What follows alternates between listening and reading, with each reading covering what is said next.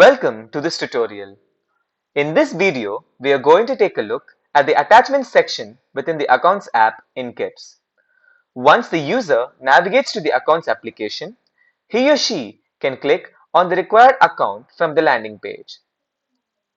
The details view of the account is displayed. The Attachments section can be viewed by clicking on the Attachments tab.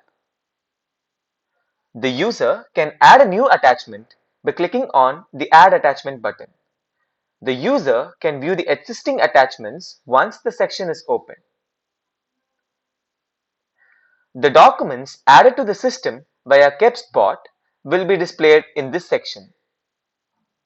The user needs to select the document to be attached.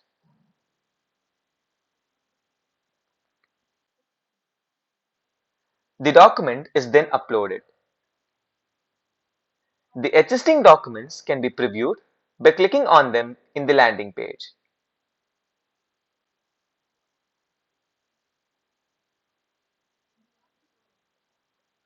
The attachments can be deleted by clicking the Delete button. That is how the attachment section within the Accounts app works in KEBS. Thank you for watching.